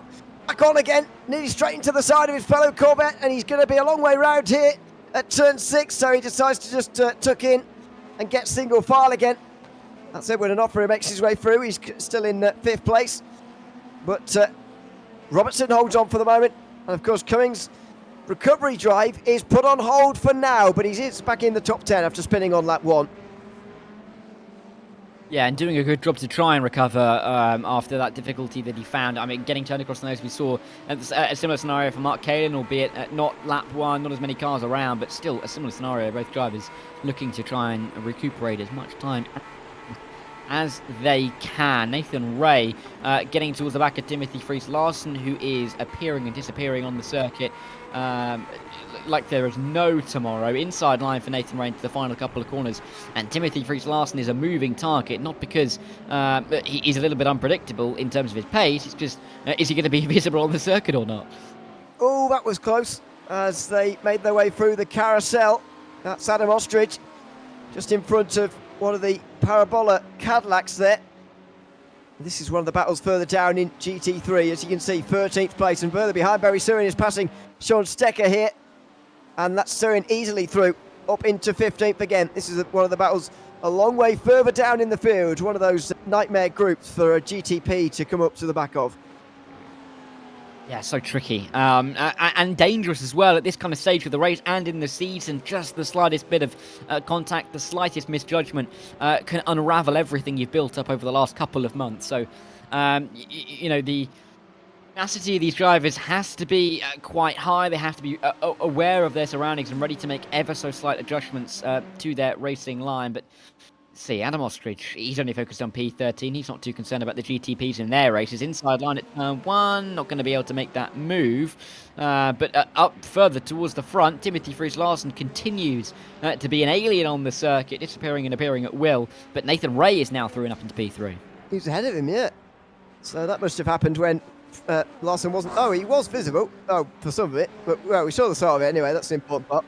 And that was very close, actually. Edwin Onofre has now passed Larsen as well. This is going from bad to worse, I'm afraid, for the Porsche. He's now flashing the lights. I think he wished he could flash the lights to the internet at the moment, because it's not helping him out particularly. Down to 5th place he goes. Edwin Onofre goes through. He's now... so He hit a, yes, he got hit by a GT3, or he hit a GT3, depending on which way you want to look at that. That's what happened through the carousel. Oh, my word, that was close. Miles Brown cutting in front of Brett Gardner. And, well, they just about get away with it in this fight for 6th now. Yeah, tricky little moments there, but they'll make their way through. That's Miguel Rios finding his way through in the GTP, but this is tricky for Brett Gardner because he started in the pit lane, don't forget. He's worked his way through to be in the position that he's in after 43 minutes in this race, looking for P6. He's been right on the bubble for such a long time, but Miles Brown is now that the bridge that he needs to cross. Matthew Maturo for P5 is probably the cap in this race for our pit lane starter, but can he get the first job done? Inside at turn 1 maybe could be the one to work. We're not going to see him move there yet, and no, he's far too far back to make that move work. That's into Canada corner. Now a 3-driver group. The Sean Stecker Porsche is nowhere to be seen as things stand because he's in the pit lane, that's why. So he's dropping down the field as the battle just slightly smooth out a little bit towards the end here. Final 16 minutes of the season now. Shane Larson has dominated this one from pretty much start to finish. Ken Copeland dominating in GT3 as well in a move that goes back right the way to the very start of this race. Here comes Adam Ostrich's late move down in towards turn number 1. And that is a nice pass. Well, not quite complete though. Doug Evans works his way around the outside and back down the other side of the hill on the outside line. Can he make his way through? Yes, he does make his way back through. And holds on to 13th, but he's a bit wide. And here comes Ostrich again.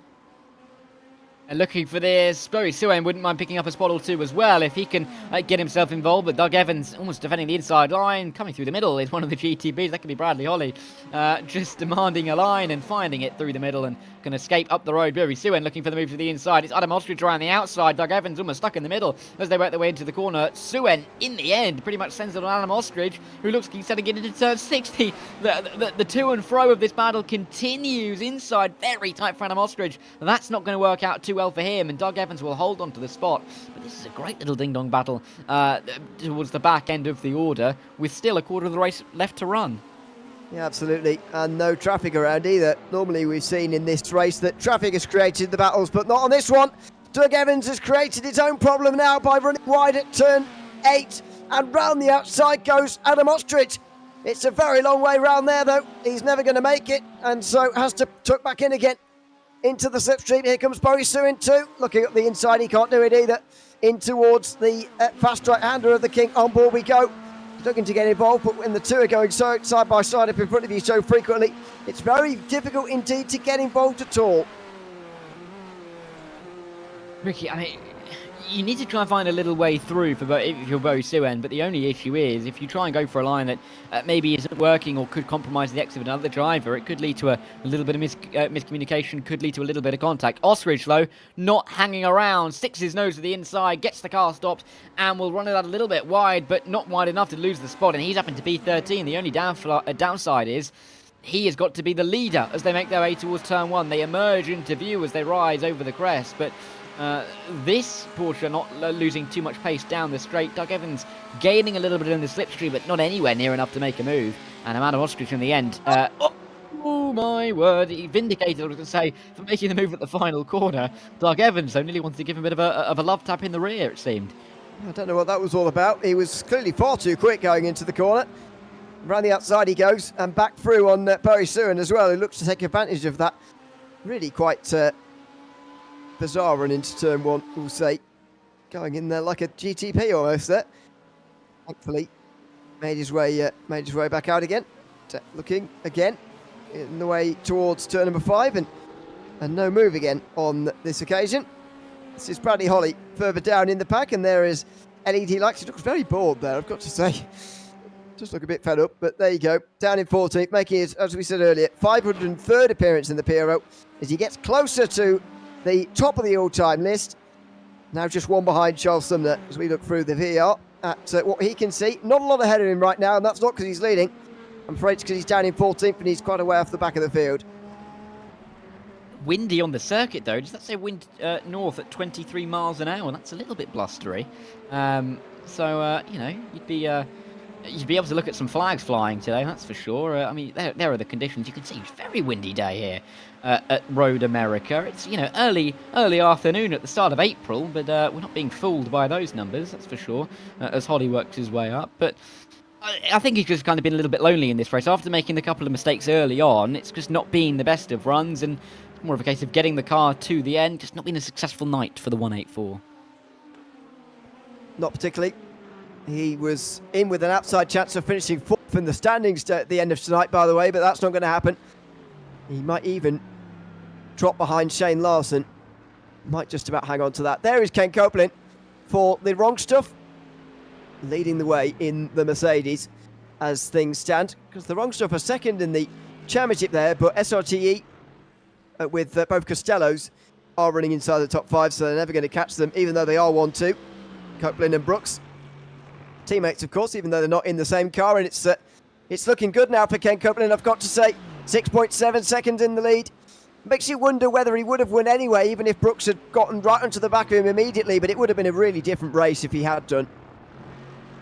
Oh, absolutely. And I think there's lots of variables that really could have gone either way in this race. You know, Brooks getting a slightly poorer start than Copeland. Copeland just being able to get away at the front, frankly. Just if that has been a little bit different on the opening lap, how much different could this race be? Michael Brooks is almost fighting as hard as he can, but the fight becoming ever more futile, which is such a shame for him. But Ken Copeland is the driver under pressure at the moment. Michael Brooks has nothing to lose. He's not in a winning position. Ken Copeland has 11 minutes of the season and 7 seconds in hand to get this title home for himself and the 45 crew. So we'll have to see if he can do it. But I guess the solace that Michael Brooks can have is he is now the chaser. He's got nothing to lose. He can throw absolutely everything at this. Let's not forget as well that the two of them were only separated by 100th and 200ths of a second pole, respectively. It was a very, very close session indeed, and so I could think of many different scenarios that could have happened based on what we've seen here tonight. It's one of those races that Michael Brooks may well play over in his head for a few more times. This is Tony Costello. Pole position to 3rd place, I don't think sounds too bad at all. At the moment, coming into this round, he was 13th in the points with only one podium to his name so far this season. That came back at Silverstone 4 weeks ago. Well, it looks like he might well get a podium here. He'll probably move ahead of Sean Murphy, Doug Evans and Robertson as well, Kyle Robertson too. So it might well be a top 10 finish at the end of the season for Tony Costello. We'll see about that, because it will be quite close with Kyle Robertson as to whether he's going to get 10th or not. But I think he won't really care about that. He would much more care that he's on the podium for the 2nd time this season, I think. Well, absolutely. And I think those little accolades will mean quite a lot to the likes of Tony Costello, especially when you consider getting the pole position tonight. The focus hasn't really been on him because of the fact that this is a season finale. You can rest assured, though, if this was towards the start of the season, we'd be hailing how good Tony Costello has been after qualifying on pole and staying inside top 3. But, you know, good day for the Costellos in general, 3rd and 4th. I don't think they've had that kind of result so far this season. So definitely going to be a little bit of happiness there. But with Joey Costello only a couple of seconds back, it's not quite over yet. So we'll have to keep an eye on that. I think in the GT3s towards the front, we have to keep an eye. Goodness me. Jesus. Fair to flash the lights there. That was scary. That was scary. I don't know who that was, actually. It's either Robertson or Brown, isn't it? Or Suin. One of the three of them in that green Corvette. Oh, sorry. What it? Sorry. I said it's Larson, so I got very... Oh, oh yeah. No, I know it's Larson, yeah. At the front of the race, of course. But unfortunately, those three make up 1/6 of the field, and they're in identical cars. So help us out, for goodness sake. It was indeed Kyle Robertson. Here's a look at it. I mean, I don't care if you're in the lead of the race, and A, he should be cruising around and not making a move like that anyway. But B, even if he wasn't doing that, that's too late to make that move, surely. Well, I mean, he's leading the race. He's driving around with a little bit more impunity than he may have done towards the start of the race. But, you know, he'd say that he deserves to. Like, I'm the race leader, get out of my way. But even so, got to be careful with only 8 minutes to go. Don't make a big mistake. This is what it was like on board with Robertson. Oh, that gets tight. But he saw a gap and he went for it. And everyone survived. So I guess that's the main thing. Just about. Brett Gardner is looking for a top 5 after starting from the pit lane. This would be a remarkable result, and it's just in front of Shane Larson, our race leader, who's about to lap these two for the very final time this season. About to put them a 5th lap down here today. A 4th lap down at the end of the evening. And I can't imagine he'll get round to them again in 7.5 minutes. 5 laps to go now, then, including the one that they are currently on. And so Matthew Maturo has got quite some time, actually, about 9 minutes probably, by the time they actually see the checkered flag, to hold off Brett Gardner, and that could be quite difficult because Gardner's really been charging in this race. He has, and I think it's been a little bit of a nice touch for him to feel like he's got the freedom to try and start last, see where he can work his way through. He's really having a little bit of fun tonight, and he's looking like he's going to get himself towards the top 5. He's not got too long to make this move stick, but we've seen how he's progressed through the field. We've seen the kind of time he's been able to gain. Matthew Maturo definitely going to have to be driving on those mirrors. Maturo is a driver that really will want to hang on to this top 5, though. He's had a very good season. Consistent season. He's 4th in the championship, but he's not had a single top 5. So, however that's been possible, it's been the consistency. Just like to finish it off with a little bit of a cherry on the top. That is remarkable that he's not been in the top 5 yet, but he's in 4th in the championship. Yeah. Despite missing a round as well, of course. It's not like it's just strong drop rounds and so on that have taken him all the way up there. No, he's done it even with a 0. So very impressive indeed from Matthew Maturo. There goes Nathan Ray and Edwin Onofre. That's the battle for 3rd place. So they will be just one to watch towards the end here as well. A good evening, by the way, to Darren Roy, who says this race is going well. He's obviously cheering on Nathan Ray and Brandon Wilson. And we got a timescale on his recovery from surgery today that unfortunately it's going to be 6 to 12 weeks until he'll be racing again. So even on the small end of that timescale, we might only just get Darren Roy back for the start of next season. We really hope that we do, of course. Had to miss the back end of this season through a bit of surgery. Missed the last 4 rounds. So hopefully we will see Darren back on the grid as soon as possible next season. And I should just say, by the way, speaking of next season, we'll be live here on Thursday nights as always from the 9th of January, 9 p.m. Eastern Time. And it's not the GTP GT3 series next season.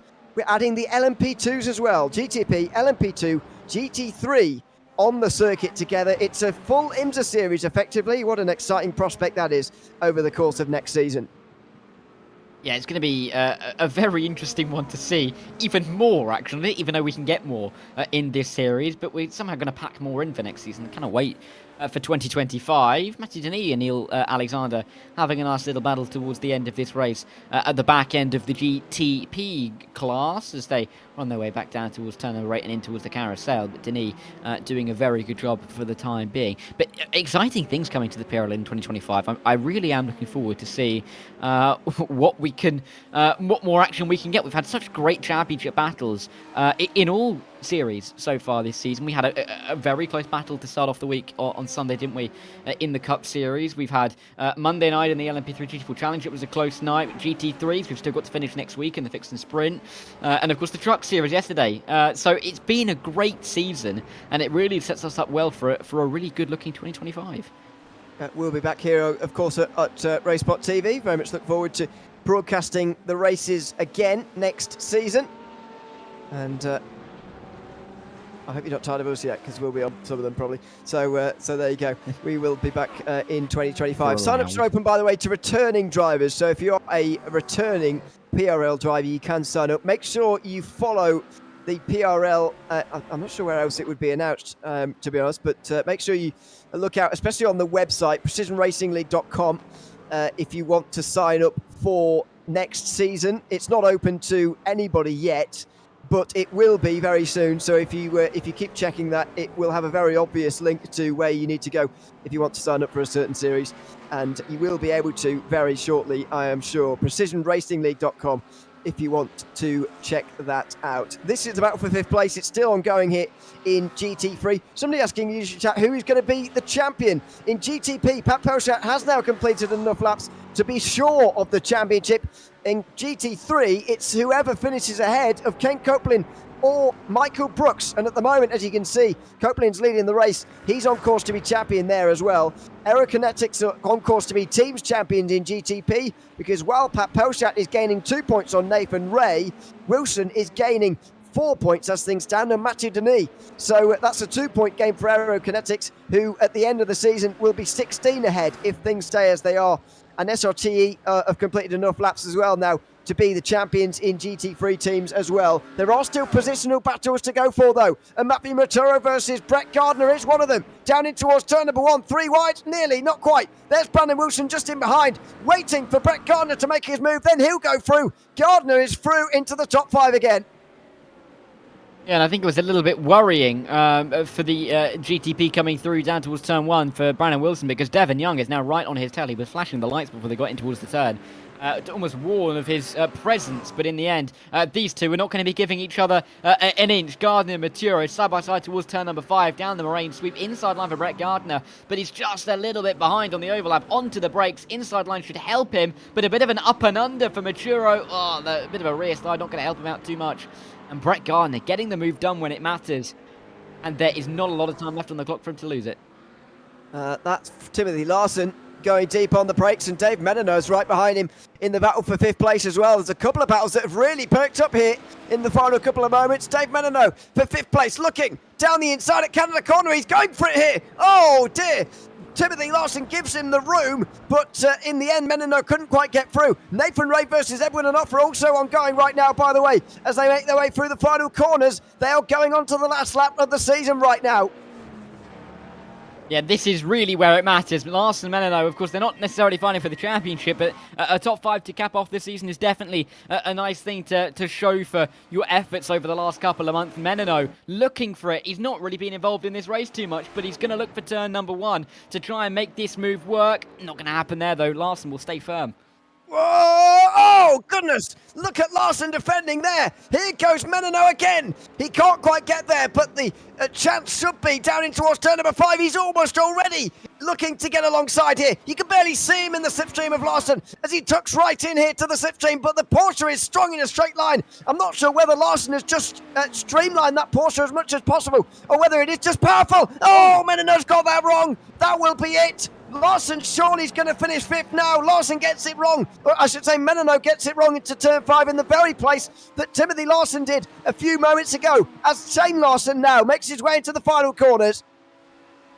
Yeah, it's been a great race. He's still having to make his way through some of this GT3 traffic, but just about manages to negotiate it successfully. That should be job done for Shane Larson now. Just has to get his way through the final couple of corners. One more GT3 in the distance, but I don't think he will catch. Great race. Shane Larson will pick up yet another win in a season that will go down as a good season for him, but just coming up a little bit short after his 4 wins out of 9. Yeah, in the history books, Shane Larson is going to go down as having 4 victories this season and having a very good season indeed. It's Shane Larson who wins at Road America, but behind Pat Pelshat, as he will have known for some time now, is the champion in the GTP GT3 series here in the PRL. A fantastic performance from him to finish in 2nd, and in the closest championship of the two, Ken Copeland and Michael Brooks came into today exactly tied on points. Just 17 behind Jim Feliz, who unfortunately couldn't be here tonight, and so left Copeland and Brooks to fight it out between themselves. Well, they certainly have done that. It's been a race of almost time trial between the two of them, but Copeland has come out on top pretty comfortably in this one. Nearly 6 seconds his margin, and again, he's going to win his 5th victory of the season, and Ken Copeland is going to take the title with it too. He wins in GT3 here at Road America, and he is a PRO champion on Thursday nights as well. What a season it's been for Ken Copeland. He's just managed to get it done. It looked a little bit difficult coming into the final round after not being here a couple of weeks ago for round 7. He had a mountain to climb, but he was able to climb it. Yes, helped a little bit out by Jim Felice not being here, but even so, it would have been a 2-point gap, and a win would have got him the championship either way, so he's done exactly what he needed to do. But for Michael Brooks, it's just oh so close, and I'm sure he's going to be disappointed, but he has driven an incredible season and a worthy adversary to Ken Copeland. That's Ken Copeland's first ever Precision Racing League title. Michael Brooks, unfortunately, coming up slightly short. His wait for a PRO title will go on, but Pat Pelchat has now won the GTP Championship for 3 seasons out of 4 in 2024. He won the opening season of the year. He won last season. Now he's won here as well. And it's a well-deserved championship too for him. The drivers at the back are just making their way over the line for the final time as we bring up the results for the final time this season. And in the history books, as I say, it is going to show that Shane Larson has won 4 races. A remarkable performance from him all season long, to be honest. But 50 penalty points really holding him back. Even without those, to be fair, he would be still a long way behind as things stand. But it's another victory for him tonight, ahead of Pat Pelchat and Nathan Ray, who was the first of the Aerokinetics drivers to come over the line. They win the team's championship in GTP. Edwin Onofre finishes 4th in the race, but 3rd in the championship, ahead of Timothy Larson, who held off Dave Menino at the end there, with Miguel Rios, Brandon Wilson, Devon Young, and Andrew Ellis rounding out the top 10. Jeff Evans finishes 11th, and Matthew Denis, who couldn't quite do enough for Solpec to get them the team's championship. Bradley Holly and Neil Alexander finish on the lead lap, just ahead of Jojo SA, 1 down. Nicholas Schwartz and Ryan Reeves didn't get to the finish. In fact, Ryan Reeves didn't start the final race of the season. Ken Copeland wins the race and the title in GT3 ahead of his teammate Michael Brooks, with SRT securing the title for the teams in 3rd and 4th behind. It's Brett Gardner who starts from the pit lane and finishes 5th here at the final round. Matthew Matoro finishing in 6th ahead of Jake Cummings, who also did a similar challenge to Gardner, but not intentionally. He was spun, of course, early on in the race. Kyle Robertson, Eduardo Aguirre and Evan Henneman rounded out the top 10. 11th place went to Peter Moller ahead of Miles Brown. Adam Ostrich held off Doug Evans there right at the very end, and they did so just behind Shane Larson, who was taking the win at the time. Bowie Suin, Sean Murphy and Tizi Yankee all finished on the 1 lap down. Sean Stecker and Mark Kalin finished down at the back, many laps down. Let's have a chat. First of all, well, we're sport for choice. Nathan Ray, first of all, from 3rd place in GTP, and of course part of the winning team as well. Nathan, congratulations on that, first of all. But let's chat about the race in isolation. A race of many battles for you with many different people. Just how did you find it out there tonight? It was hairy, and there's a lot of stuff going on, and like just trying to manage traffic in that you're not losing time, but also trying to capitalize on people around you losing time was really difficult. But all around the racing was really good, so no complaints. Absolutely. And what about the season as a whole now for the team? You weren't quite able to get the Drivers' Championship, but with yourself alongside Brandon Wilson, you have secured the team's championship as well. I believe you might have extended the gap by a point or two as well. Not that that really matters. How does that feel at the end of this season? Oh, it feels amazing. And also, shout out to Darian, our 3rd teammate. Had to miss out the last few races of the season. Cut a tendon in his foot while he was walking around his yard. I think on a snowplow or something. So yeah, if he's down and out, so just shout out to Darian, because there's certainly a few races where both me and Brandon, for lack of a better term, stuffed it really hard, and without the points that Darian got, I don't think we would have got it. Absolutely. Well, congratulations to all 3 of you on the team's championship, and to yourself, of course, for finishing 3rd here tonight. Thanks for chatting to us as well. Have a good one. Thanks very much, Brandon. Nathan Ray. I was thinking about Brandon Wilson because they're teammates. Nathan Ray chatting to us there from 3rd. Let's work our way up the podium today, shall we, in GTP, and go to Pat Pelchat next, who finishes 2nd, in so doing securing a 3rd title of 2024. Congratulations, Pat, on the title. I'm sure you will have known that was coming for some time now, but how was the race generally? You were, surprisingly, the cork in the bottle for a little while, especially in the first stint of the race. How did you find the circuit and the race tonight? Well, thank you, guys. I tried to, beginning of the race, I tried to play it safe. I knew I only had to do half the race, to technically win it. But my confidence built up, and I know that my car was built to be safe at the beginning of the stint. But then the speed was just creeping in and just getting faster and faster and faster. And you saw how my second half of the race went, and yeah, the car was pretty decent after that. Just tell us about the season as a whole from your perspective. 4 race wins this time round, which is less than season's gone past, but you have picked up a third championship. How does that make you feel at the end of the season? Oh, so happy! It was my goal to win back to back, and a third championship this year. I think that's the best that could have happened. It was not easy at the beginning. I saw that Shane Larson and oh my god, I don't remember his name. Sorry. Brendan Wilson. Yeah, sorry. They really put a fight up, and I really had to work for it, and some good luck and some hard work and pace from all my teammates also that helped me, all throughout the season, building the sets and just on track and testing. And I think I got to thank them more than anything else. They're really a big part of like what we can do, and we're aiming high, IMSA esport, and also I'm very happy. Yeah, congratulations on the title here secured tonight, Pat, and thanks for coming to chat to us as well. Oh, thank you very much. Want to take a small moment to thank Solpec Precision Racing, the team, but Solpec, which is a title sponsor, Abruzzi, Advanced Sim Racing, and all my teammates above anything, and you guys allow us to have a visibility all throughout the world, and you guys are awesome. Seriously, thank you guys. Thanks very much, Pat Poster there, the winner of the championship here tonight in the GTP series in the PRL. Just ahead of him, though, tonight was Shane Larson, who picks up his 4th victory of the season. Congratulations, Shane. You're tied for the most wins with Pat at the end of the season, which is going to look a little bit strange since at the start of today you were barely in the top 10 in the points. You're going to be a lot further inside the top 10 now, of course. But how was the race here tonight? You were on your own for a large part of that one. Was it enjoyable?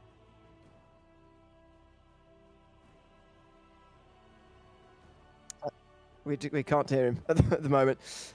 Maybe he can't hear us. I don't know what's the problem there, but at the moment he can't. We can't quite get to him. We'll get back to Shane later on if indeed he can get things sorted out. So while we're waiting for that, we will go to GT3, where of course the story is not only the race win but the championship win for Ken Copeland in the Mercedes. Ken joins us now. Congratulations, Ken, on the title and indeed the race win tonight as well. Just how are you feeling having completed that great feat, of course, winning the title, your first title in the PRL? Yeah, doing pretty good. I don't believe I won the title, though, because they updated the penalty points a little late this week. So I'm 99% sure Mike beats me out by about 10-ish or so. How's this come about? When I ran into Jim at Suzuka.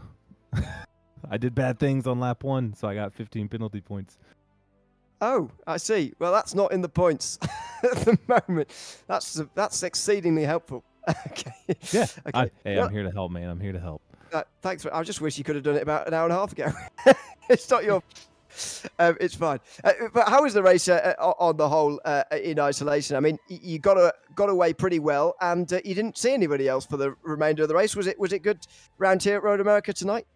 Yeah, it wasn't too bad. I'm not crazy about Road America, and I do think it's kind of god awful that I get the right side, even though I qualified P2. So I feel a little bad for Tony, but I mean, I guess that's the card you're dealt for the most part. I know Mike and I both did a little bit of practice for this one. Both of us had really good pace. It was kind of a hit or miss to see who kind of came out on top. I think he ran a little bit more wing, had some trouble getting past people. So in the end, it was just kind of lonely out front, but uneventful, which is usually a good thing.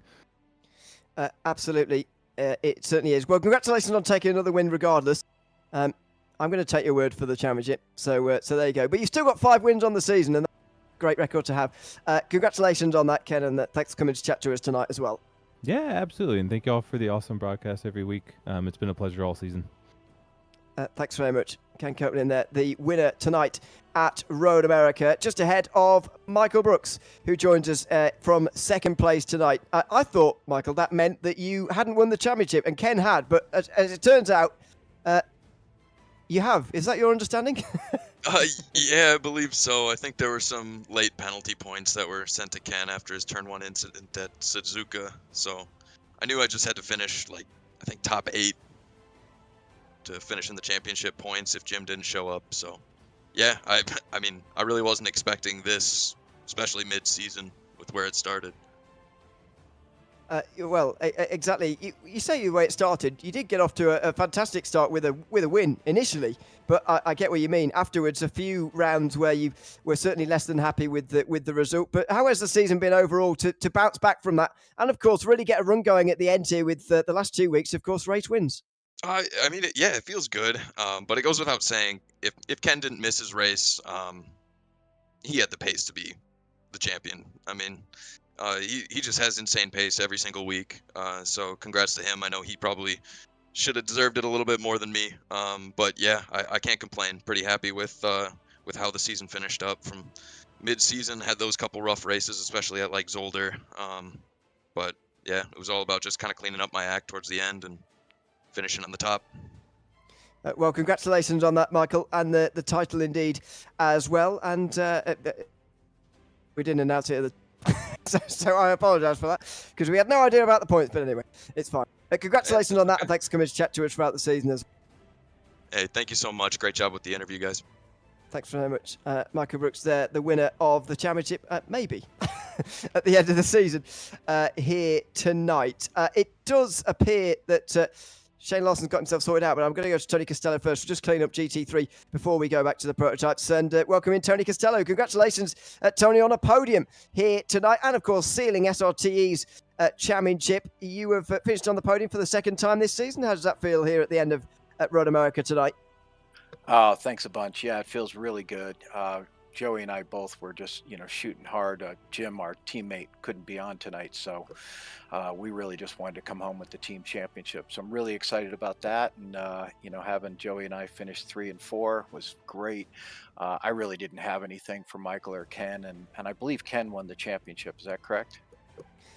Well, we thought so, but then Ken's just come in and told us he's got 15 penalty points we didn't know about, and so he's not. Oh no. So that's rather embarrassing for us, who we've been talking about Ken winning a championship all day long, and it turns out it's not true. So that's good. But anyway, that's these things happen. Yeah. So I should have said as well at the start of the interview, congratulations on taking your first PRL pole position. How was that earlier? I completely forgot about that. It was so long ago. But how was that in the opening session? Well, pretty surprising, actually. I'm sure you guys were surprised too. I mean, I usually qualify, P5, P6, something like that. But I have been practicing quite a bit this week, and so I felt pretty confident that I'd be like top 3. So I was really excited to get pole. Well, I hope you don't take offence for us being surprised at the time. Oh, not at all, not at all. Hopefully more of me next year. Hopefully you'll hear more about me next year. Exactly. Yeah, exactly. Congratulations on that pole and indeed a podium here tonight, Tony, and thanks for coming to chat to us as well at the end of the race. Yeah, and thank you guys as well. You guys do a great job. Appreciate it. Thanks very much. Tony Costello there, third place here tonight in GT3. Now, Shane Lawson tells me that he could hear us, but we just couldn't hear him, so we'll give it another go. Good evening, Shane. Can we hear you now? Let's give it a go. Hopefully. Hello. Yes, we can. There we go. Congratulations on the win. We didn't see a lot of you, I'll be honest, because you were out front on your own, but how was the race for yourself? Yeah, the race was great. Everything just went to plan. It was a little lonely, but it's a good lonely. I saw that there was battling all behind, but yeah, I was just doing my own thing, just keeping up on my tools, keeping up on the car, and yeah, just doing what I needed to get the win. Exactly, and now you've got the tied most wins in this season. Of course, how are you going to reflect on this season generally? Because when you haven't won, generally it's been a difficult race for you. A couple of second place finishes going in there as well, but 4 wins, you must be very pleased with the season overall. Yeah, the races I did, I definitely I'm happy with. My poor results definitely reflect on my not practicing for that week, probably as much as I should have. So there's lots I can reflect on and grow from. But yeah, next season should be a lot better, especially since I'll be able to start round 1. It would be a good start. We'll see you there in January. Congratulations on the race here tonight. Thanks for coming to chat to us as well. Yeah, thank you guys, and thanks for the amazing season. Thanks very much. Shane Larson there, the winner tonight here at Road America. Well, that was a bit surprising, Dara, I've got to say. Obviously, Pat Poshat is our champion. We knew that for some time. But apparently, Ken Copeland's not the champion. It might well be Michael Brooks in the end as well. We'll get confirmation of that, of course. I'll probably let you know on Tuesday, if we're honest. But a confusing end to the season in what's actually been a great season in GT3. And as Michael pointed out in his interview, actually, worth giving a shout out to Jim Feliz as well, who comes up so short.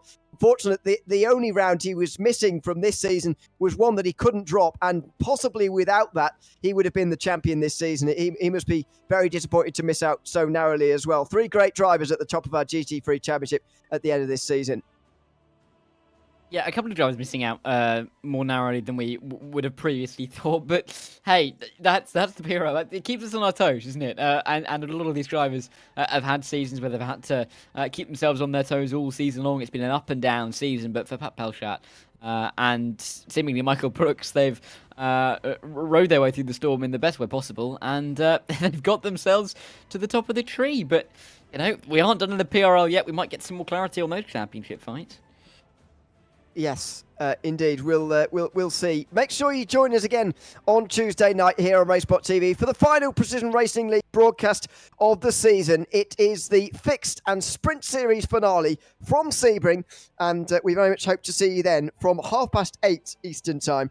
Live on RaceSpotTV. But if we don't see you then on Tuesday, then make sure you join us again next season. We'll be broadcasting live from the first Sunday in January in the new season of the PRL. It returns again for 2025 and season number 1, and we'll be bringing it all to you live from Sunday to Thursday here on RaceSpotTV. I very much hope you can join us then. From myself, Ian O'Leary, and Darragh Thacker, and Dustin Ollis, who's been behind the cameras this season, it's goodbye from Road America, and we'll see you in 2025.